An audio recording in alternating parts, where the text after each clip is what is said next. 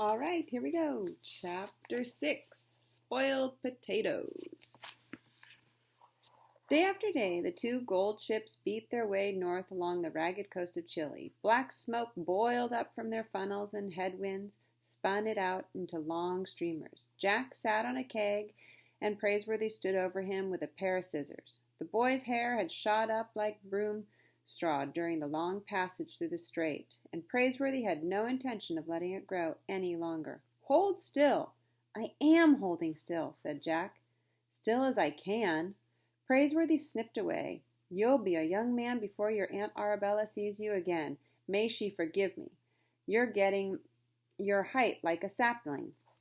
"Praiseworthy," said Jack, "do you really think we'll strike it rich?" "No doubt about it."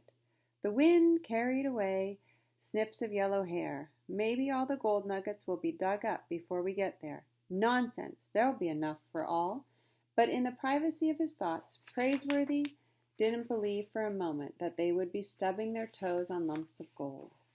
Still, he must see to it that young Master Jack did indeed strike it rich. It would not do to return to Boston without a sack or two of treasure. Why, some of the passengers had brought along chests and boxes to be filled with nuggets and gold dust. As Praiseworthy clipped away, passengers stood around watching and offering advice. Even a haircut broke the monotony of these endless days at sea.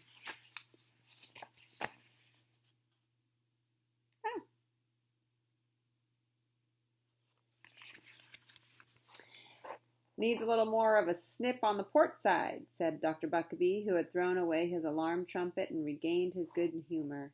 "Naw," said Mountain Jim. "Work them shears along the starboard beam there, Praiseworthy. That's where it wants evening up a mite." A shout from the lookout drew everyone's attention to the Sea Raven's stern. "She's stopped making smoke, Captain." Smoke had indeed stopped billowing from her funnel. Captain Swain came out on deck and gave the ship a squint.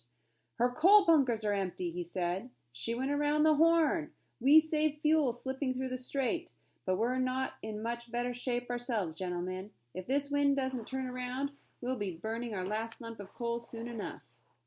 By the end of the day, the Sea Raven slipped entirely from view behind the horizon. Praiseworthy took no comfort from the Lady Wilma's lead. "It's the end of the race that counts," he said again. The wind didn't turn around. It died away completely. The Lady Wilma was able to keep steam up in her boiler for almost a week. One day grew warmer than the next, and soon the gold seekers were peeling off coats and sweaters.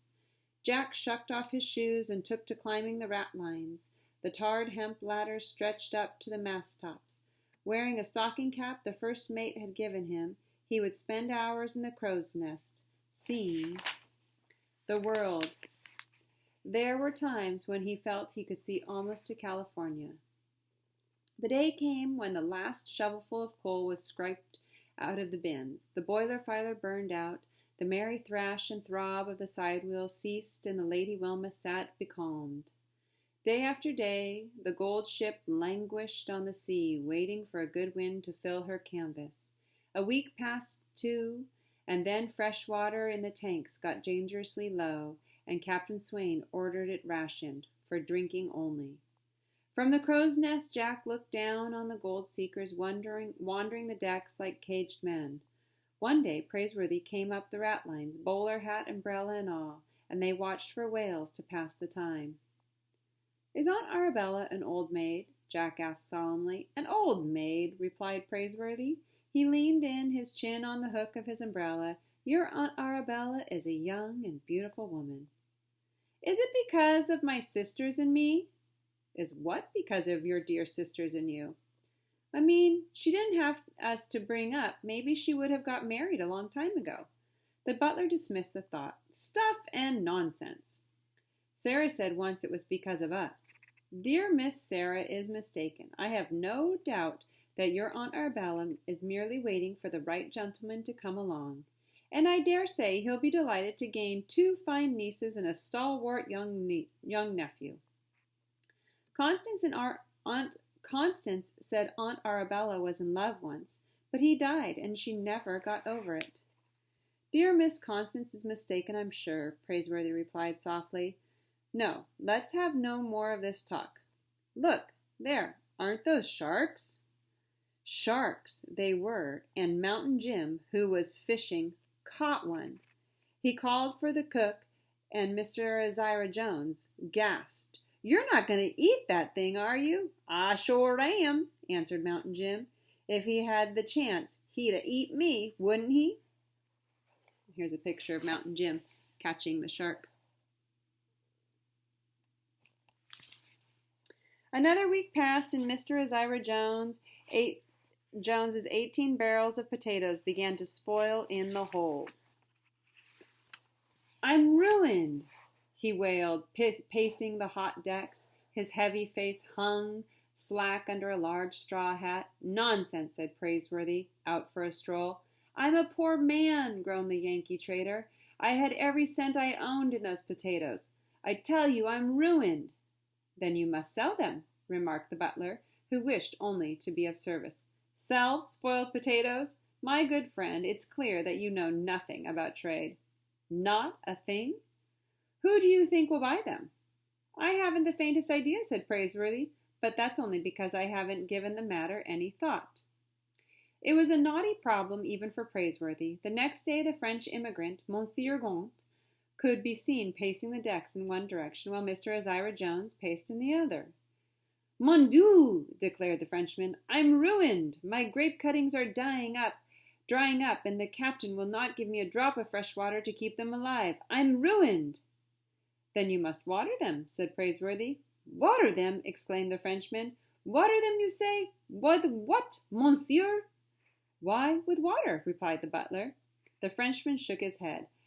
"I have 50 gold pieces in my money belt, but 1,000 gold pieces will not buy me a drop of fresh water on this ship." "We must find a way," said Praiseworthy.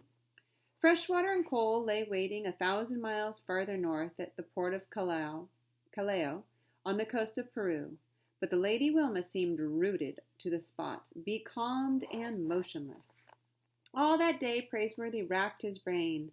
"Fine men, Monsieur Gaunt and Mr. Azira Jones," the butler told himself, and something must be done to help them. But even if a stiff wind came up, the gold ship could hardly make port soon enough to save the grape cuttings, and not even in Callao, Praiseworthy supposed, could he find a buyer for 18 barrels of spoiled potatoes. "Indeed, Master Jack," said Praiseworthy, "I seem to be a failure in my first attempt at both trade and agriculture. I suppose we should at the very least reimburse Mr. Azira Jones for the few raw potatoes we helped ourselves to as stowaways." Suddenly Jack's eyebrows shot up. A thought bolted through him like lightning. He was unable to speak for a full 3 seconds. "Praiseworthy!" he exclaimed. "That's it!" "That's what?" "You've got it!" "Got what?" At that moment Mr. Azira Jones came pacing down the deck from one direction, while Monsieur Gaunt came pacing from the other. Jack quickly explained, and Praiseworthy's eyes instantly lit up. "Gentlemen," said the butler, holding up his umbrella to stop the Yankee trader and the Frenchman, "Master Jack here tells me I have hit upon a marvelous notion."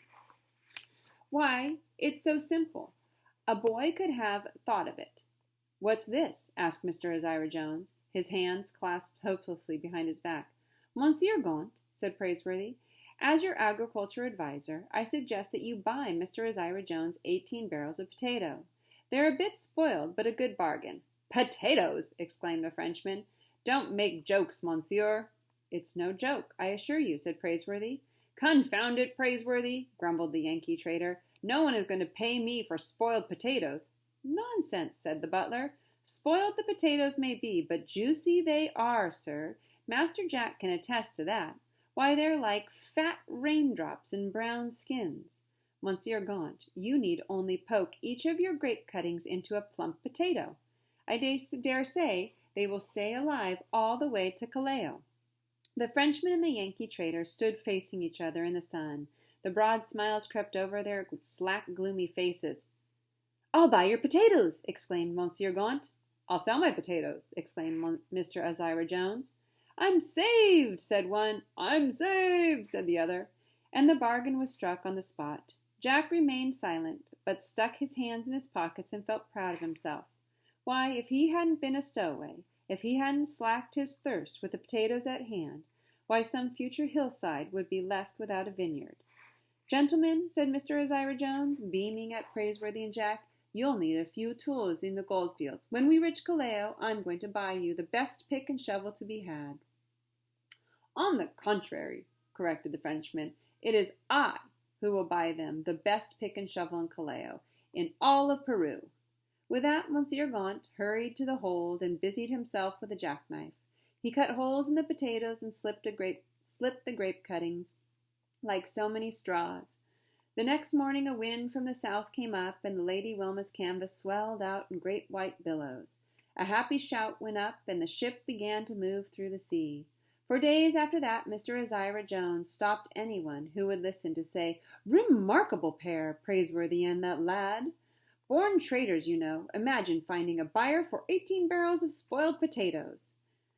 Snapping winds drove the gold ship into ever warmer latitudes. Soon the Argonauts were down to shirt sleeves again, and growing excitement took hold of them, as if they could smell land in the air.